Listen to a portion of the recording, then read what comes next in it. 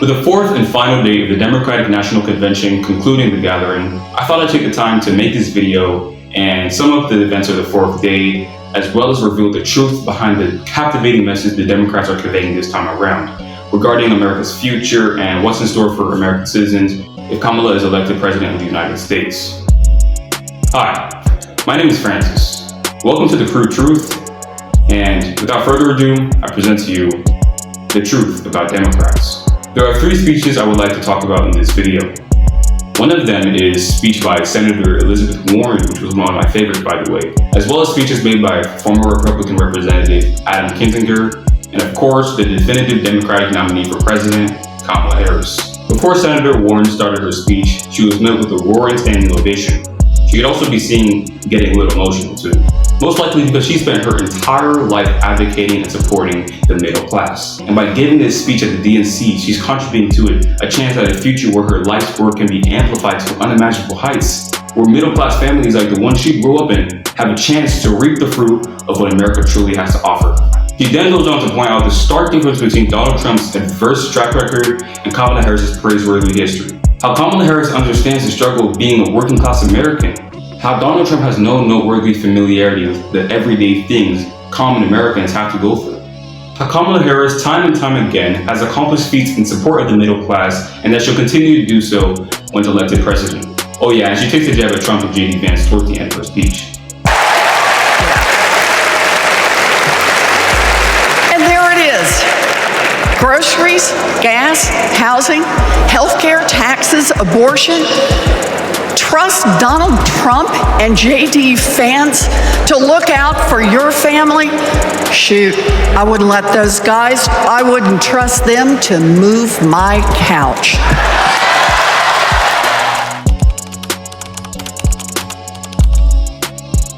Well, he started his speech by addressing the elephant in the room. He talked about how he joined the Republican Party because of Ronald Reagan, because of his foresight for the future of America, a strong, united America. That he was on that stage because he realized the Democratic Party was just as willing to defend the United States of America as the Republican Party once was, and that the Republican Party he once cherished as a kid exists no longer. He then goes on to point out the truth about Trump, how Donald Trump has exploited the Republican Party's historical branding. I've learned something about my party too, something I couldn't ignore. The Republican Party is no longer conservative. It has switched its allegiance from the principles that gave it purpose to a man whose only purpose is himself. Throughout the speech, Adam explains how Trump is a threat to democracy, how he isn't the strong, fearless man many people think he is, but in fact, he's a spineless coward with no regard for America, its citizens, democratic norms, the rule of law, and the Constitution. Adam ended his speech with these wise words. Because democracy knows no party. It's a living, breathing ideal that defines us as a nation. It's the bedrock that separates us from tyranny, and when that foundation is fractured, we must all stand together, united, to strengthen it.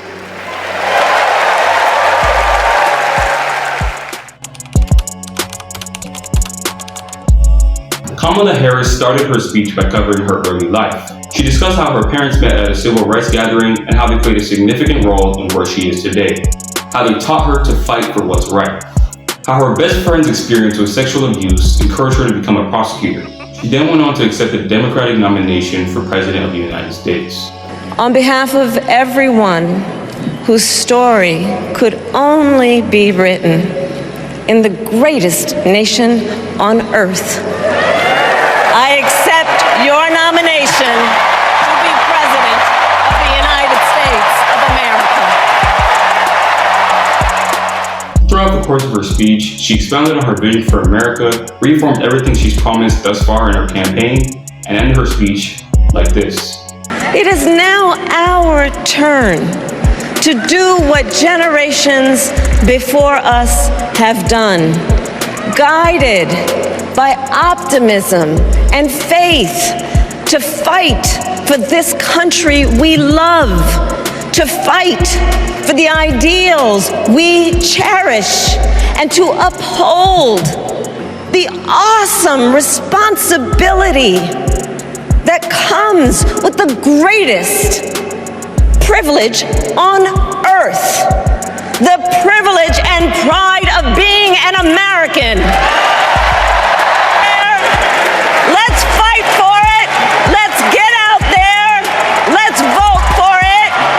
And together, let us write the next great chapter in the most extraordinary story ever told.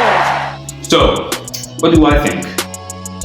You know, all the commotion surrounding the DNC and Kamala's campaign and, you know, the positivity surrounding it, it's just what America needs right now. You know, the 2016 election was just getting introduced to the abomination that is Trump.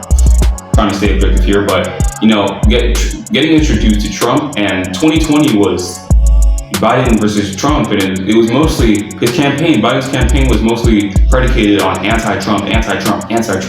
But here with Kamala, we have something different. We have the future. We have a vision for the future of the nation without Donald Trump.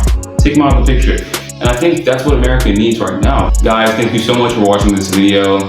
I really made it to, you know, I really just described